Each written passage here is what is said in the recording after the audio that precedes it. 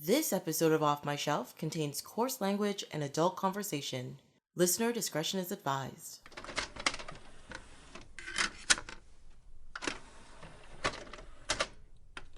Hello, my name is Tracy James, and welcome to Off My Shelf, a podcast about movies that are, well, off my shelf, where we go through my DVDs and talk about the movies in my collection.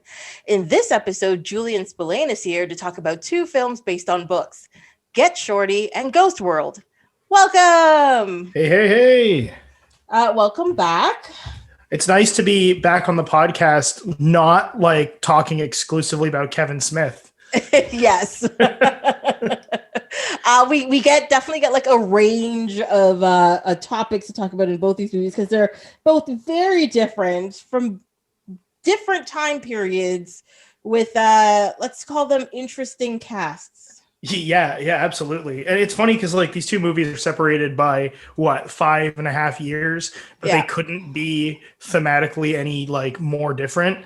Yeah, they're thematically different. Their structure's different. Like one is super 90s and one is super like early 2000s. And like it's this very specific time period both of these movies are in.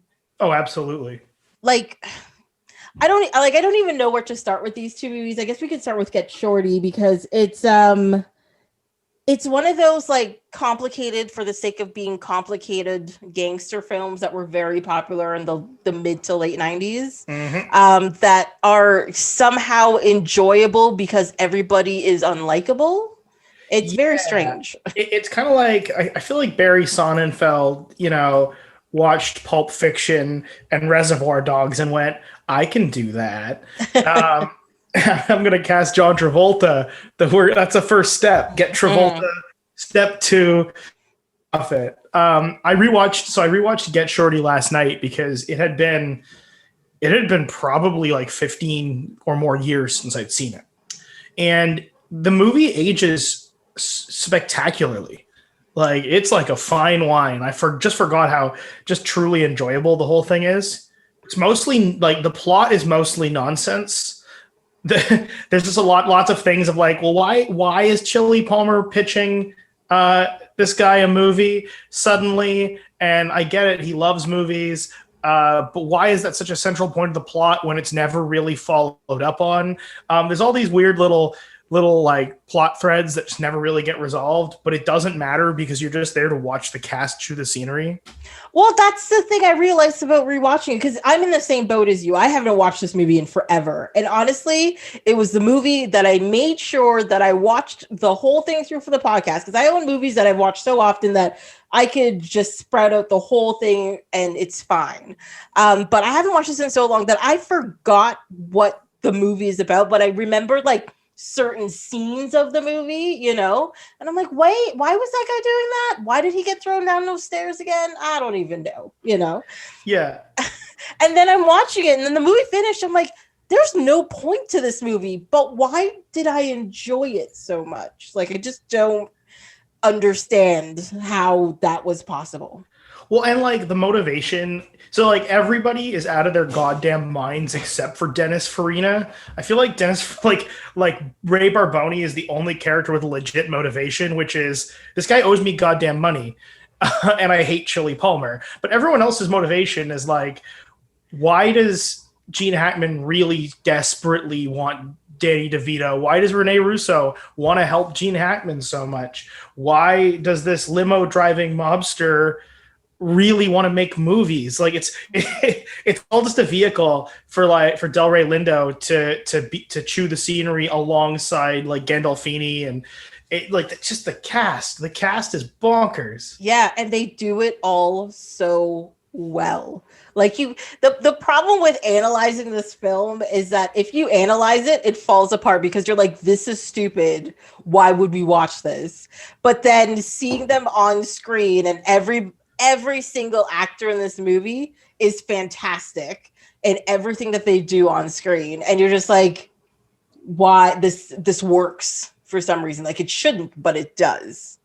Yeah, and I like that it wasn't like a traditional heist movie or a traditional gangster movie. Like there was that like fun Hollywood schlock, like really just poking fun at itself elements to it.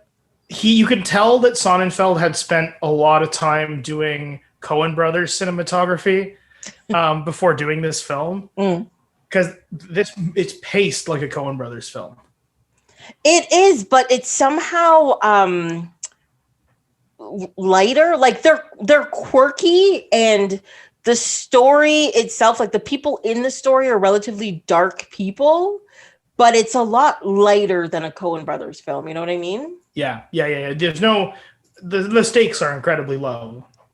Well, I know a couple of them could die if, three people die in this movie, actually. Yes. In actually very unpleasant ways, too. Yeah. And then there's Dennis Farina, who always just plays the asshole in everything he does for some reason, and he does it so well. And the funny thing is he goes through the whole movie with like a broken nose and this stupid scar on his forehead, and he's obviously in pain. And because he's such an ass, you like the fact that he's in pain. Like it's a whole thing. His suffering is fantastic for the entire, just like he's having such a bad day. That's really like he's having a bad week. I just what a fun series of vignettes. Like Chili Palmer is a great juxtaposition. Like just the duo of John Travolta and Gene Hackman. I could watch that all day long. Like Gene Hackman is just so over the top. It's true.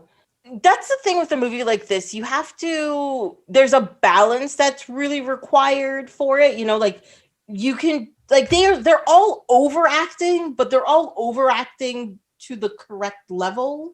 So it comes across as an attitude compared to a farce. Yes, exactly. Yeah. And they all pull it off well, because even with like Danny DeVito, who's playing an actor who is full of himself, he doesn't come across as an actor playing an actor. He comes across as just the actor on screen who is full of himself, and it's fantastic. I love that entire side bit about Danny DeVito's character being obsessed with the Chrysler Town and Country that Chili Palmer drives, and for some reason it just becomes a Hollywood trend to drive a Town and Country. Exactly, which is of course I completely forgot about that. But yeah, the next scene, he shows up at what's his name, Weir's house, with this, and he's like, "You're driving a minivan?" He's like, "It's the Cadillac of minivans." He takes it for a ride. The next scene, he shows up with the same minivan, and you're just like, that detail isn't necessary, but it's very good. Yeah, it speaks such volumes to the character they're setting up, and it just so well done. Yeah, and it's surprising how they got like such a crazy cast together, because even at like the end, it's closer to the end where Bette Midler shows up. Yeah, as the wife of the screenwriter who dies, and she's in 2 scenes for like 2 minutes each, and then at the very end you've got Harvey Keitel and what's that director's name? Oh, Penny Marshall. Marshall, yes. And you're just like, why are these people here for 3 seconds of film time? What is going on? Who do you know that you could do this? Like, it's crazy. Yeah, it's definitely was like a Hollywood person's film. Like, all at the end was great, especially because they earlier on, Harry Zim says that he wants Keitel for Barboni. Like he's talking about it and it happens. It's a good callback. It's a good callback. Yeah. I was actually really surprised though. I find a lot of like gangster films and stuff like that age poorly because of language and how they talk to each other and about people, except for the excessive amounts of like fucks like all over the place, because that's what they do. They swear. Yep.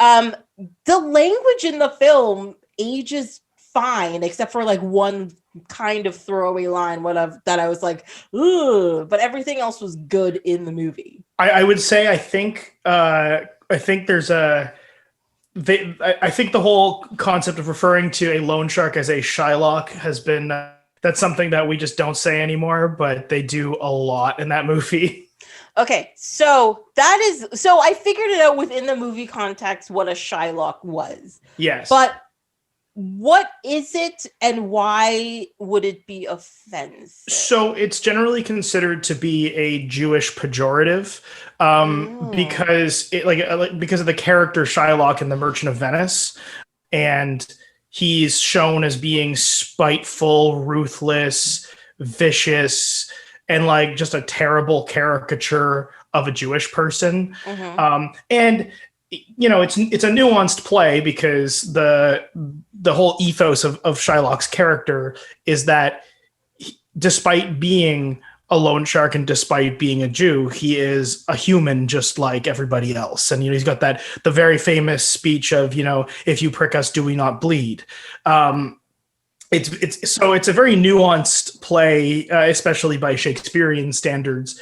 But I know that it's kind of short. It's not like a hardcore slur. I don't know too many people who would turn their nose and get offended at it, but it's just the kind of thing we don't say anymore. Biden got in trouble for saying it a few years ago when he was VP. And it's just one of those I think we moved past that. We can just say loan shark.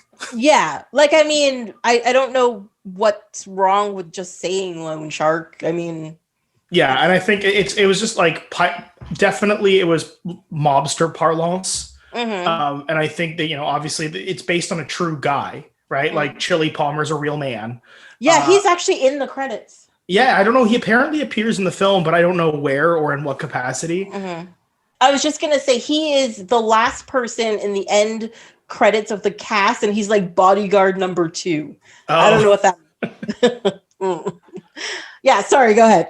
I was just going to say, I think I think the reason they really harped on that word was probably because it was in the book a lot, and it was probably because it was used by the real Chili Palmer. So it's probably something, it was fairly benign, especially for the time. But otherwise, you're right. The movie is aged really well. There's no real terrible amounts of stereotyping, and even Miguel Sandoval is being a Colombian named Escobar is that's a little on the nose, but he's so great in it. He's I don't care about my stupid nephew. Fuck this kid. I just want my money. Yeah. And Miguel Sandoval, he's just so good in everything he's ever been in. And he's one of those guys that I'm oh shit, right.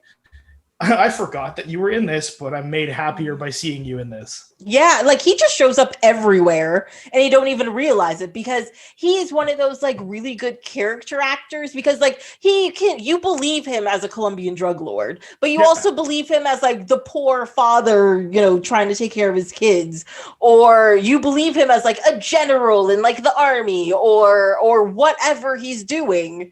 You believe him as that. And it's the Gary Oldman effect is that same sort of thing where you're just oh yeah, it's Gary Oldman in this, or it's this person in it. You're just oh yeah, he's here. Gotcha. And you believe him as a club owner when he's interacting with Howard the Duck. Yes. Yes. I forgot about that one.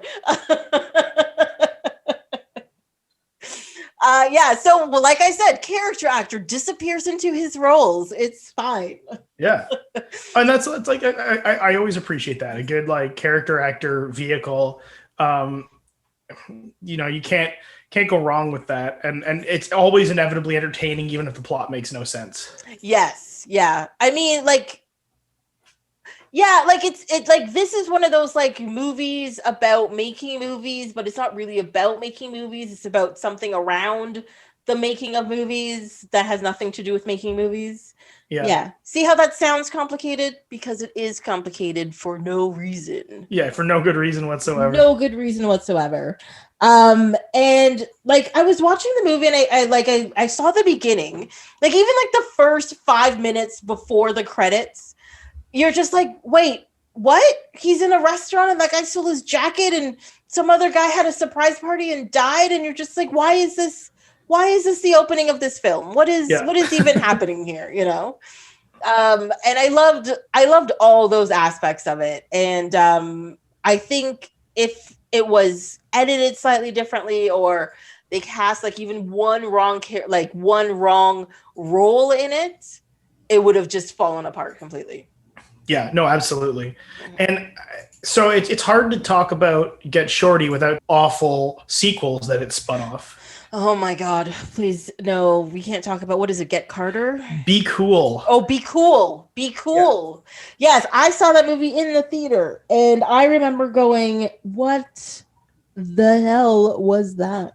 Yeah, Be Cool was just so speaking of 2000s movies, because Be Cool came in like 02 or 03, it is oh 05. Okay. But it is very indicative and emblematic of its time. And like compared to, it's just awful. Yeah, because doesn't it have like The Rock? Like it was like his second movie or something. Yeah, like, yeah. And like crazy. Because it was a very weird, like I think he was a bodyguard in the movie. Because like that's one of the early things you can cast The Rock as. But yeah, like Uma Thurman and Vince Vaughn. Yep, and Cedric the Entertainer, because it was 2005. Yeah, it was like they were like, who's popular now? We're gonna pick all of you guys, and maybe like there's a James Woods in there for no reason. I don't even understand that. And just throw them in, and like Harvey Keitel shows up in there as an actual character this time, which is also confusing if you watched. Yeah, if you watch Get Shorty, it makes no sense. Yeah, right? He's supposed to be Harvey Keitel, so this is wrong. Yeah, it's definitely best left not watched. And then there was the TV show that got made a few years ago. I'm sorry, there was a TV show? There is a Get Shorty television series. Oh my God, I did not know about this. Yeah, with IT Crowd's Chris O'Dowd and Ray Romano. Oh my God. 2017. Yes, it is here. It lasted, let's see. Apparently it lasted 3 seasons, which scares me a great deal. Yeah. 27 episodes. Okay. I'm kind of happy I never knew about this before, but also this makes me want to watch it for some reason. Yeah, it's weird because it's not based on the book or the movie. Mm-hmm. It's just about a mobster who wants to get into the film business. He's not even a loan shark. So it's like, I feel like they just licensed the name Get Shorty, and that's it. Like for just notoriety, like people are like, oh, Get Shorty. I remember that movie, so I'll watch the show kind of thing. Yeah, and I think that's exactly what they did, but I think they miscalculated how many people truly love Get Shorty. Like it's a great movie, but it's not making anyone's top 20 list. No, it's not. No. I'm very confused by all of this. I don't even know how you would make this into a show. Like you would make 3 episodes would be the movie technically, and then after that it's just him making another movie or something. Like that just doesn't make sense to me. Yeah, I think I'm guessing they really wanted to try and make like a Better Call Saul out of this. They thought like this is their opportunity to make their slightly serious, slightly comedic show about crime. Mm-hmm. And I just don't think 3 seasons is impressive, but like I wonder if they were all greenlit at once, Yeah.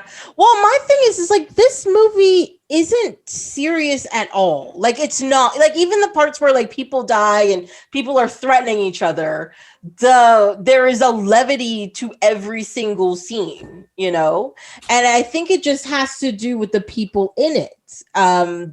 They were just, we're having fun with it. Like even when Dennis Farina is, who did he shoot? He shot Delroy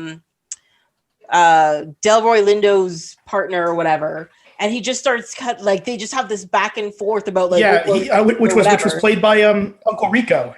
Uncle Rico, yes. Yeah, he killed him. Yeah. And like even that scene, which should be like an overly like intense scene because it's kind of like a standoff. They both have guns. They're threatening each other and all this kind of stuff. It's actually surprisingly like light, and like when he gets shot, you're just like, oh, he shot him, but you're like, I saw that coming. That's the thing that was gonna happen. It's fine, you know. Yeah. It, Yeah. it was, It's nothing, like, you never felt emotionally attached to anybody who dies. Like, you know, the nephew, like Sandoval's nephew, you're like, oh, the second you see him, you know that kid's destined to die. yeah, because he's an idiot, which they say several times in there, because he is an idiot. An absolute idiot. But yeah, I mean, it's definitely a film that I would recommend anyone who has never seen Get Shorty should watch it, because it's one of those things that, like, it's very emblematic of the era. It's funny, it's charming. Again, yeah, it's not making my top 10 or anything, but. So wait, you're actually saying the show's pretty decent? No, I'm talking about the movie. Oh, the movie. Oh, okay. I thought you went back to the show, and I was like, oh, the show's good. What are we talking about? No. Just saying, like, the film. Like, if you've never seen the film, I think I would recommend it to be watched. Mm-hmm. But I don't know where I'd put it on my list of, like, gangster movies. But definitely somewhere up there.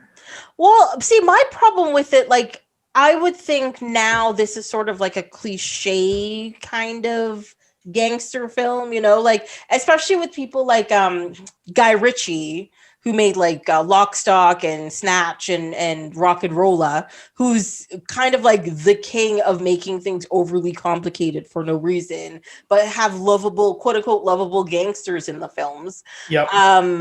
Like, this is the same sort of thing, except American, whereas the Guy Ritchies are very, very British, you know? There's quite, like, even films like Smoking Aces, for example, would fall into this category. Like, oh, absolutely, yeah. This type of movie. And, like, I understand why people enjoy this type of movie, but if they've seen that and then they've never seen Get Shorty and go back to this, they'd be like, oh, this is cliche. I've seen this like 100 times. But you're just like, well, this was one of like the earlier ones where they get this stuff from. So I remember showing my ex Rocky, and she had never seen Rocky, and we watched it together, and she was like, you know, it kind of sucks because it's a little cliched. And I'm like, no, it's not cliched. It created the cliches. Yeah.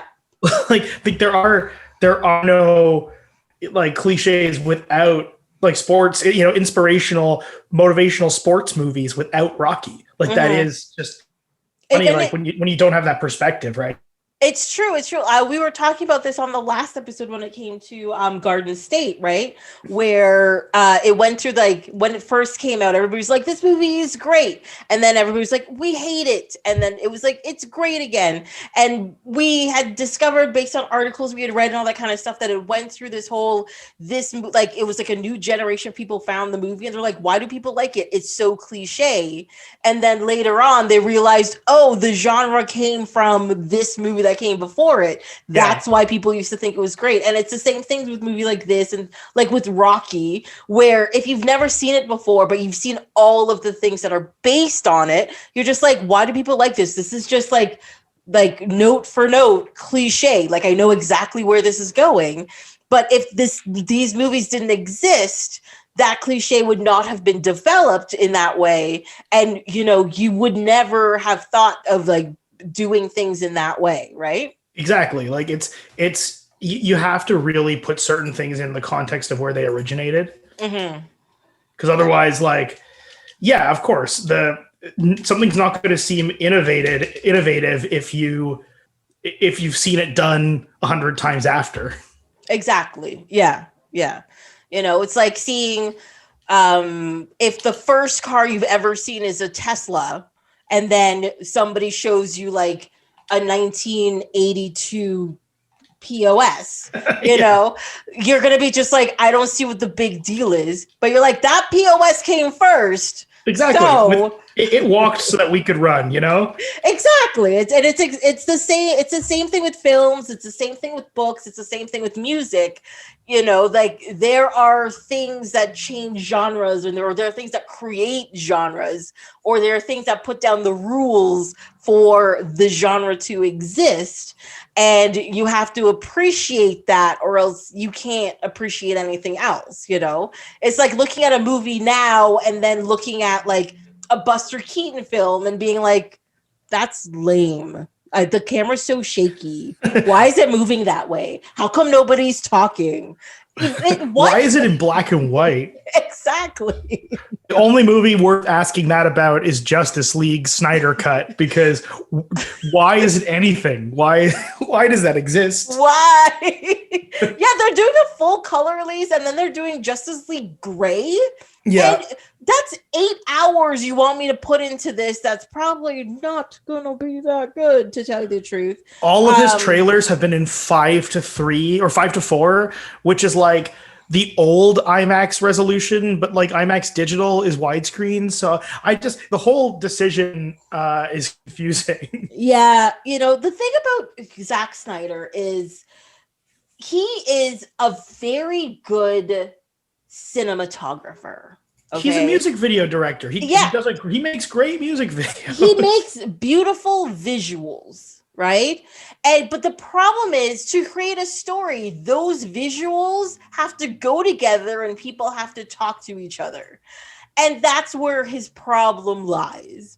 And that's the reason why his movies do so well, because in the trailers, it's a bunch of random, very pretty pictures that you're just like, yes, this is going to be awesome. And then the pictures actually go together and you're just like, this makes no sense. Why am I watching this system? Yeah, exactly. Like you come out the other side going, wait a minute, that didn't make a lick of sense. Exactly. What was any of that? I remember when Sucker Punch came out and everybody was losing. They're like, this is gonna be amazing. It's all this cool concept and it's all chicks in charge and it's gonna be so cool. And then you turn it like, they're in a mental institution and they're used as prostitutes and they go into their dreams to escape. And then none of their actions make any sense. And this you just did all of this so you can see a girl in a tight skirt and her boobs out shooting a machine gun. And I will say that's like the Zack Snyder movie I hold with like the least contempt is probably Sucker Punch. And that's because it was never presented as anything other than what it was. Like at no point did they try to sell you on the idea that Sucker Punch was anything more than hot ladies kicking ass. Okay, I'll give you that. I will give you that. Because man, I wish 300 had never happened, because the toxic dude bros that fucking shit has spawned pisses me off. Yeah. Dawn of the Dead is an offense to me, because the original Dawn of the Dead is perfect. Okay. And it definitely need to be remade. Watchmen is good. Watchmen is solid. Watchmen, I give a pass because he did the best he could with the what he was given. Because that graphic novel, if you put that directly on screen the way it is, people are going to be like, "What the fuck?" No, I'm a huge defender of the decision to David Hayter's decision when he was writing the screenplay to change the psychic squid to be Dr. Manhattan, because it made it make more sense in a contained 2-hour story. It just the narrative decisions that were made sense for the. So I'm okay with that. But yeah, I think I don't have a lot of love lost for Snyder. We'll see. Maybe he'll surprise me with his unedited 4-hour-long diatribe. But yeah, what I hate myself for is that I am kind of a purist, as you know, and I don't like to complain about things unless I watch it. And I know I'm going to complain about this movie. Okay. I know there's like a 90% chance this movie is going to be nonsense. And this has nothing to do with Marvel versus DC. This has to do with people who do not understand their characters and try to put something on screen that doesn't make any sense. Okay. Yeah. And the worst part is I'm going to sit there and I'm going to watch this 4-hour monstrosity just so I can bitch about it. Right? Because if I don't watch it, I can't complain about it. Exactly. I cannot, and I can't. I'm not allowed to have an opinion on it if I don't watch it. And so I'm going to watch it. It's going to be 4 hours of my life I'm not getting back, but I'm going to do it.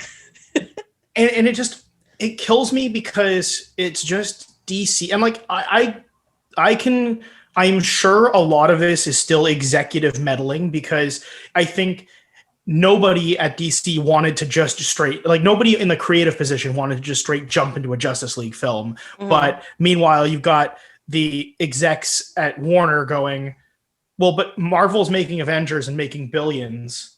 Yeah, but they worked up to that. That's the difference. Yeah, exactly. They built a whole thing just off of like perseverance and making good film after good film after. Cared about all of them being united in one film. I don't care about Cyborg and the Flash yet because we haven't met them. Yeah, what do I care? You show me a trailer where Cyborg dies and I'm like, cool. Who? I mean, I know who Cyborg is, but like just as the theoretical person watching this trailer, like, why do I care that this person's dead? I've never met them. Exactly, right? And like all of these companies now are just like, oh, we're going to do what Marvel did, but they're not taking the time to do what Marvel did, Like they made 4 or 5 movies before the Avengers movie came out.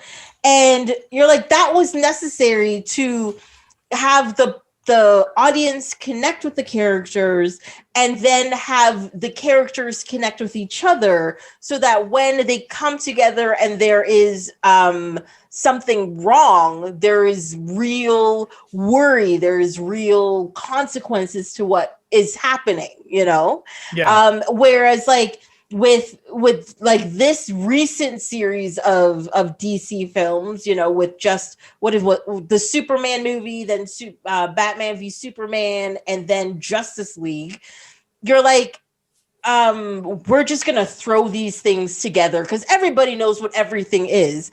But you've also fundamentally changed the characters. The characters are being introduced to each other in very strange and odd ways, and you're just like, I don't understand. Like even in the Batman v Superman, they're like, who's this chick? I thought she was with you. Exactly. Because nobody knows where she came from or what she's doing there. What is the point? Nobody knows. It was so lazy. I remember just like, oh, I thought she was with you. I'm like, what is this, an Abbott and Costello routine? You guys were just trying to kill each other, but now you don't want to because Martha. Yeah. Oh my God. Yeah, I don't know. The people making the DC films, I don't know who it is, but they do not understand the fundamentals of the characters. And that's the biggest problems with their movies, you know? Because they keep saying things like, oh, well, you can't make Superman a goody two-shoes because nobody wants to see that. I'm like, they did it with Captain America. Yeah. If they can manage to do that, like he is a very Boy Scout individual who is very happy relatively most of the time. If something is serious, he handles it seriously. If he has to fight, he has to fight. But he is a giant Boy Scout. Well, and that's like what Superman is. I don't know if you saw the original cut of Justice League, but I did, sadly. Yeah. So like the whole bit where like Superman comes back from the dead and he's like fighting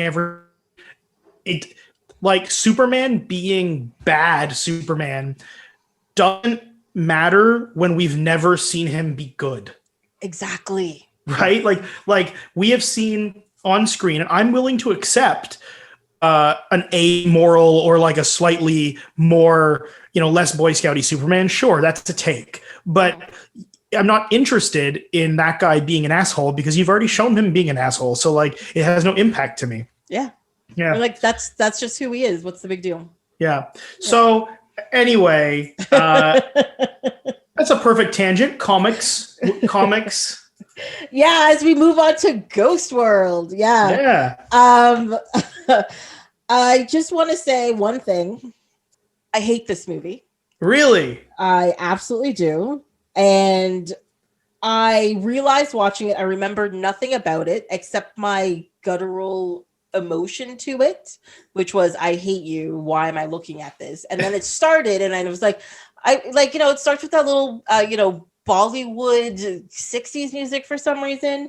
Yep. And I'm like, oh, this might be actually like cute and quirky. Maybe it's a movie that I had to grow into. And as the movie kept going, I was like, no, I hate you. I hate everything about you. This isn't working for me. I have a real soft spot for Ghost World.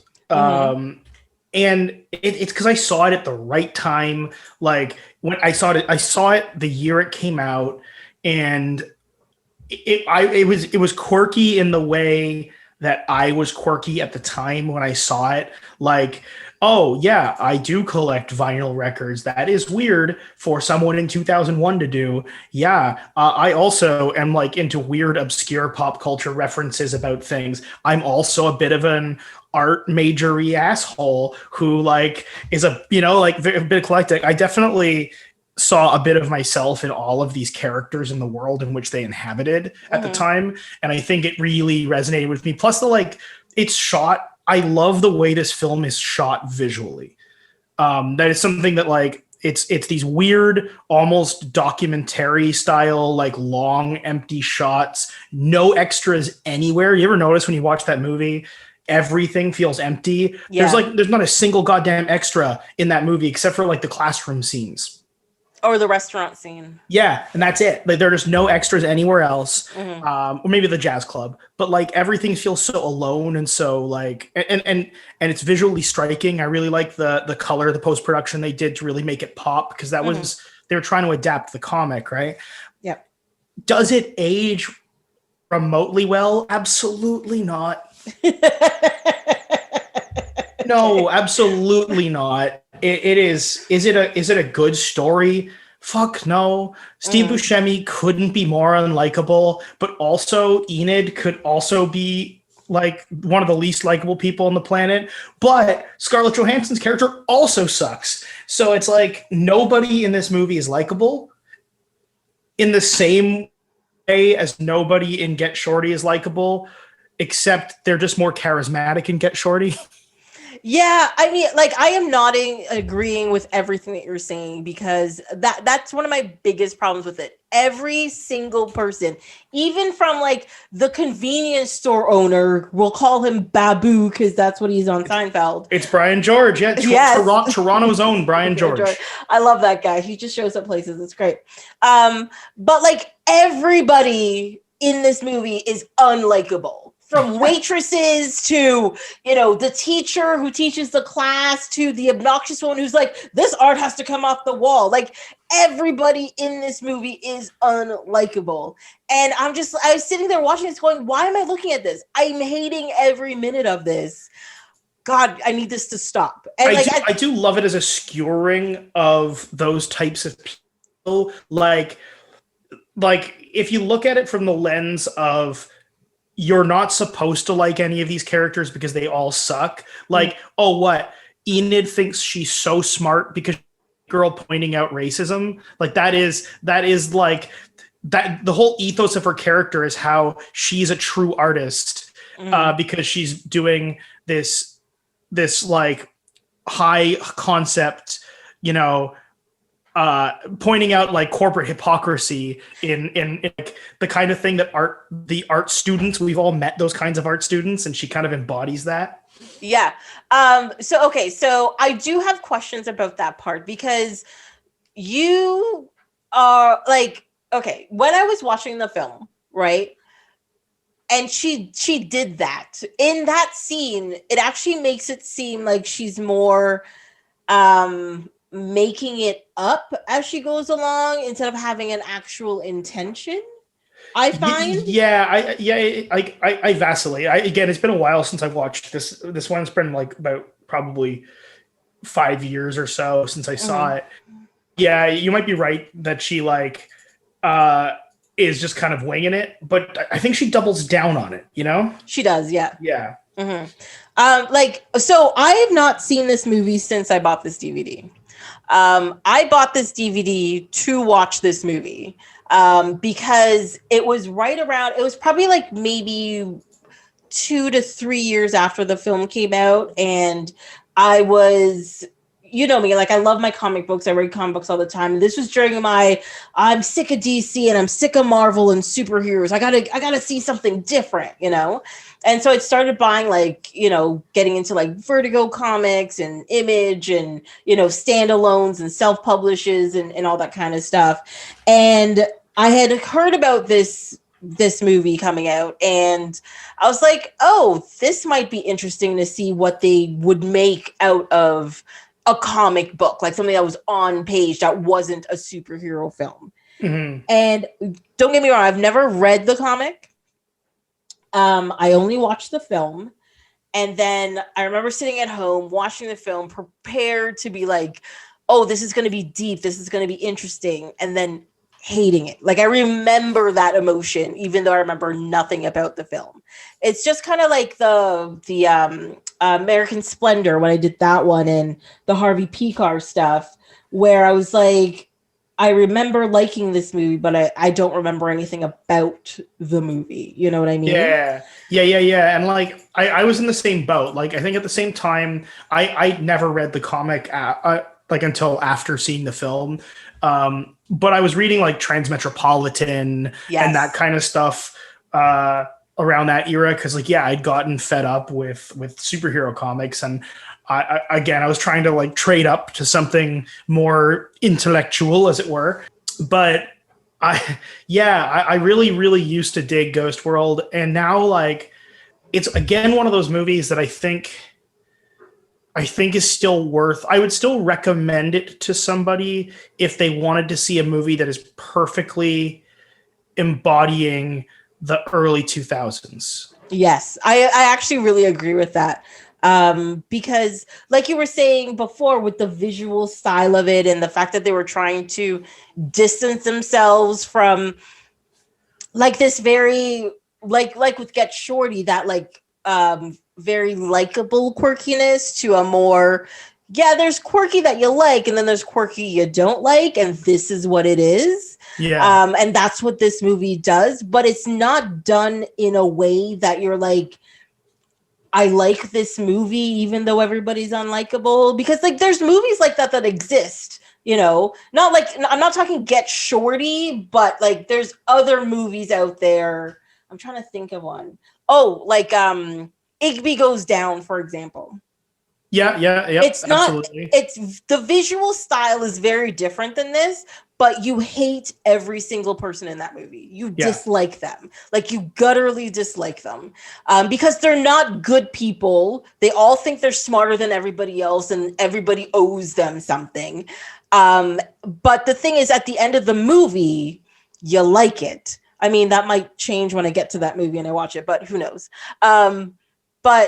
But that movie is a movie that people actually like. It's a movie that I used to recommend to people. Like, watch this if you just want something different to look at, right? Whereas this movie is unless you're just like, oh, what's a quintessential like 2001, like 2003 movie? I'm like, Ghost World. I would say you're gonna hate it, but whatever. The thing about Ghost World is, to me, it is one of the most Gen X films I could think of. If you want to like embody, because like when you start to think about when Generation X people were old enough to be directing and writing films, it would be around the late 90s, early 2000s, right? So, and then the sheer disaffected nihilism of all the characters it feels so like perfectly stereotypically Gen X. Yes. Well, because I mean, this is like, no, this is the end of the grunge stage, right? Yeah. Yeah. Where you're like, you're not feeling sorry for yourself anymore. You're feeling sorry for everybody else because they just don't get it, you know? And I think this movie really does represent that. Especially with like, what's her name? Is it Enid? Enid, yeah. Yeah, with Enid and like Scarlett Johansson's character is just trying to be like, yeah, I'm disaffected and everybody's stupid, but I need to function and move on with my life. So this is all I'm trying to do right now. Whereas Enid's just like, no, nothing changes. Screw society. And screw anybody who doesn't agree with me. And that's why she alienates her friend at that time as well. And it's just all very, I guess maybe it is kind of depressing. Like it's sad, really. You know, like people get lost because they do it to themselves, essentially, just like Radiohead said, which was probably a song that came out around this time. So it makes sense to me. Yeah, absolutely. It's funny, the director, Terry Zwigoff, like, what a weird career. He did 2 documentaries, then he did Ghost World, then he did Bad Santa. Yeah. Then he directed Art School Confidential, and then never produced anything again. I also saw Art School Confidential in the theater, and I hated it. Yeah, it again, same energy. Yeah. I actually think Art School Confidential was also a Daniel Clowes comic. I think it's based on the same author did the comic for Art School Confidential, so that checks out. It's about right, you know. Yeah. I remember like I have a very specific memory about that movie because it was one of those things where I was out with my friends. We were just super bored. We're like, what are we going to do? And I was like, oh, I heard about this movie, Art School Confidential. And like, I talked them into watching it. But also we stopped at the LCBO before we went, you know, got like a couple of small bottles of stuff. And we're in the theater and we're like, oh, well, if it's good, I'll just watch the movie. It's fine. And no, like 2 minutes into the movie, we're just like, this is fucking stupid. Yeah, it really is so bad. But I love the juxtaposition between like 2 indie, you know, we're feeling sad for ourselves, Gen X movies, and then Bad Santa in between those things. Like, what? Yeah, that's like the weirdest outlier amongst them all, and I kind of love it. I kind of love that that's there. Yeah. I didn't realize, I should have looked that up before, but I didn't realize that. That's amazing. I don't know. I don't even know what else to say about this movie because, like, I'm used to movies being quirky. Like, I've watched many a quirky film where there's sparse dialogue or sparse spaces or strange characters, you know, and they're just kind of like moving through life or resisting life. That is a very normal concept for films. But I don't know. There's just something about this movie altogether that just makes me angry, you know. like I legitimately, like, I finished the movie and I was just like, this is fucking stupid. Like, and I walked away. I don't know. No, I don't think you're wrong. Like, I think it's definitely one of those movies that it just lives to piss you off, you know. Well, maybe the thing is, it did what it's supposed to do. Like, it's supposed to be sort of, I guess, reflective of a mentality at the time. Like, it's technically it's hipster mentality, right? Before hipsters were cool, I think. Yes, absolutely. Yeah. Now it did. Now what Ghost World did give us is it gave us Officer Doofy from Scary Movie with nunchucks in a convenience store. Yeah, I saw that. I was just like, what is the point of this guy? Like, why is he here? Why is this necessary? Why does this scene happening? Who knows? Who knows?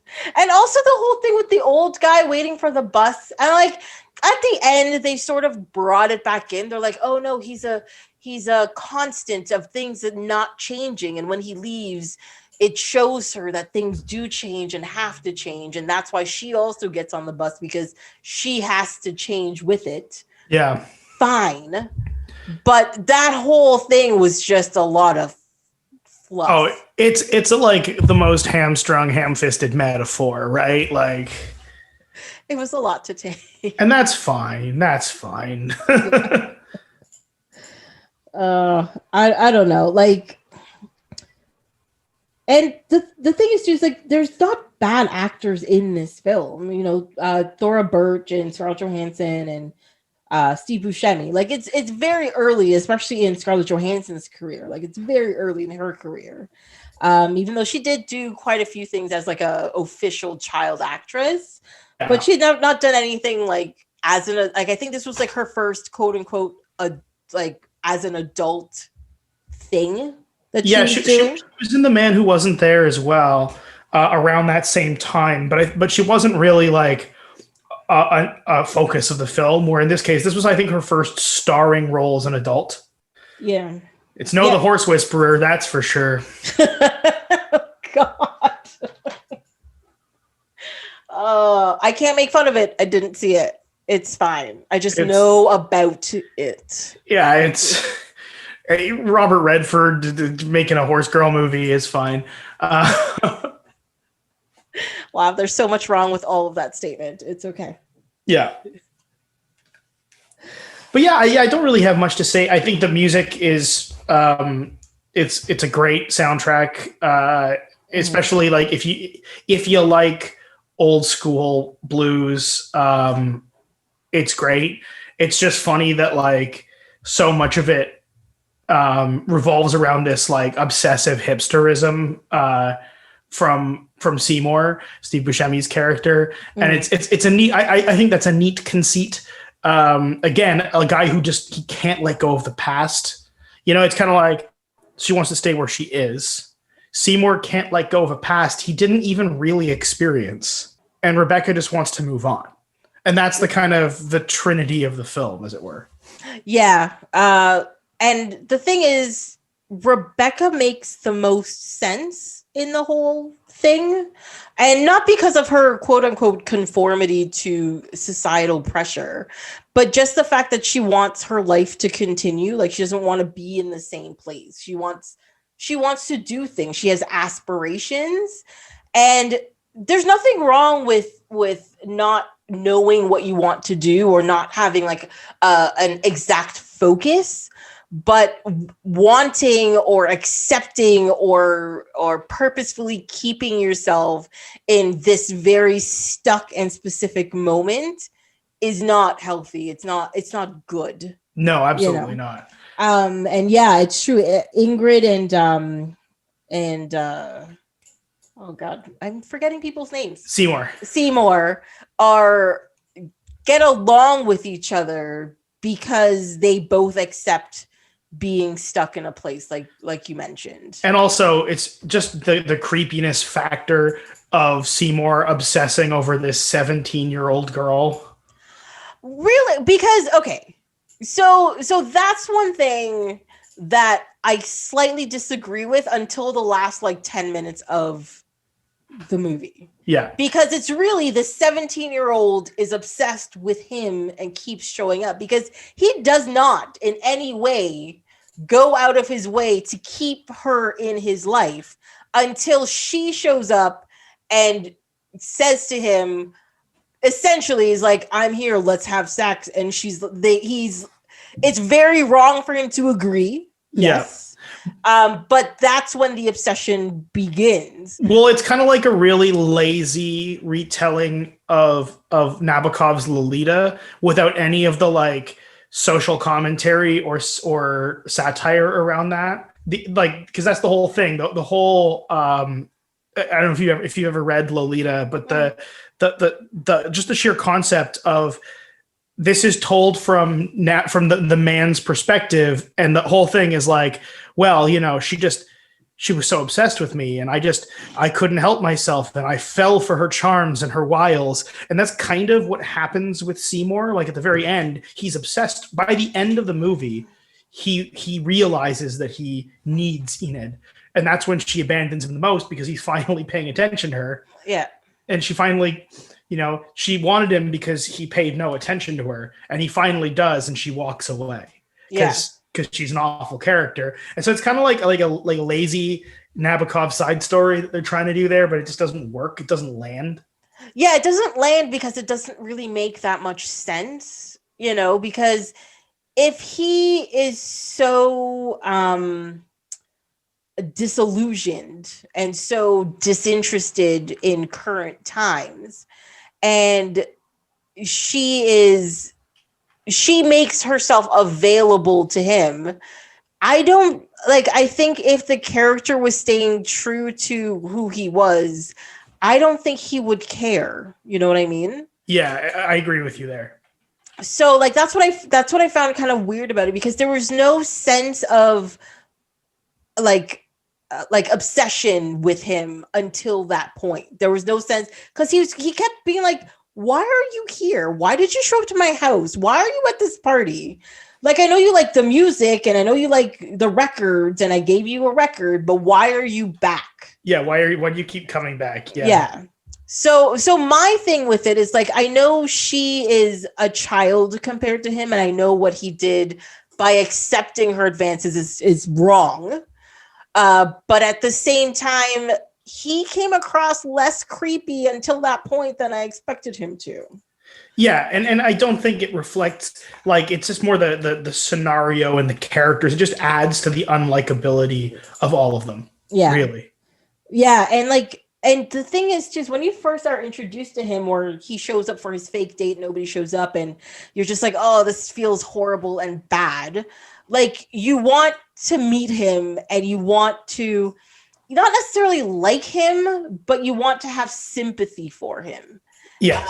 And that sympathy dissipates super quickly because you realize this guy's an asshole. And even if it was a real date, he would like lose the person anyways, which he ends up doing when the real person does show up.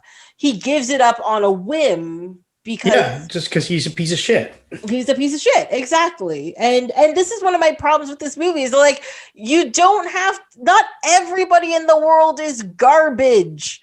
You can have a person has some sort of likableness to them within it.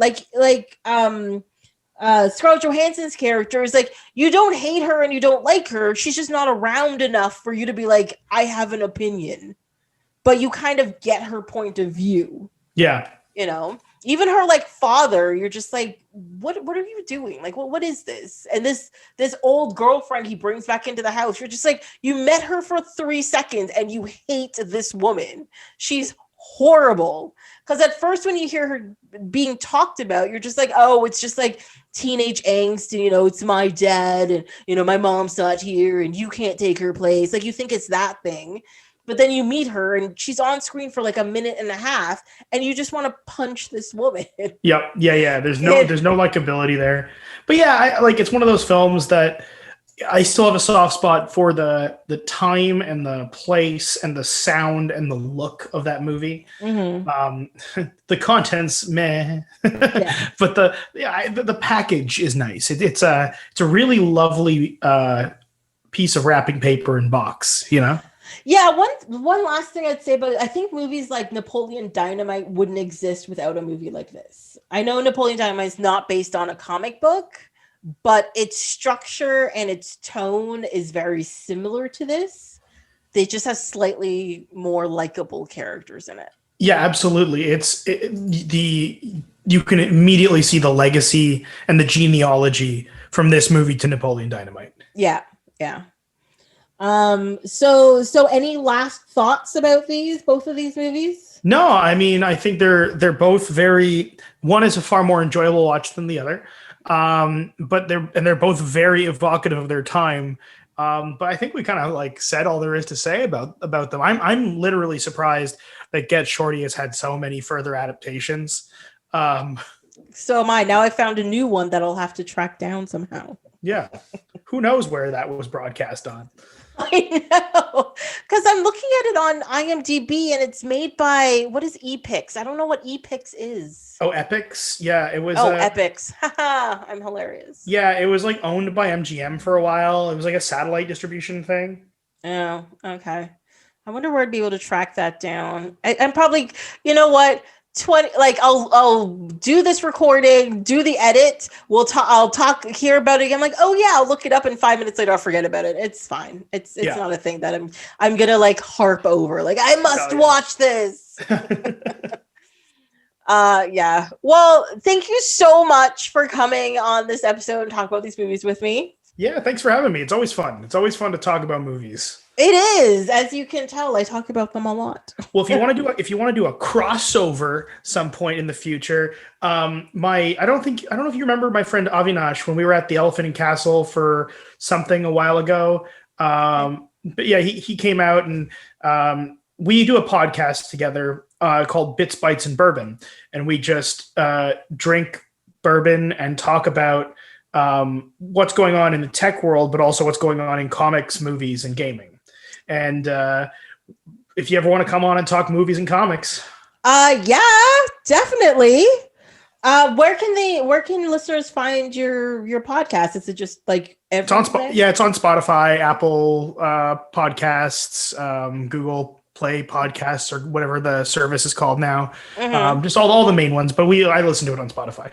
Awesome. Yeah, definitely. I will definitely check it out, and I will definitely put me down. I will definitely come on and have a chit chat with you guys and drink some bourbon. That'd be awesome. We're gonna do a Snyder Cut episode, a special. So maybe I'll just drag you into our pain and suffering. I'm gonna do a lot of yelling probably. So be prepared. Okay? That's our plan too. Like, come on. Exactly. So I also heard that you put out a video game recently.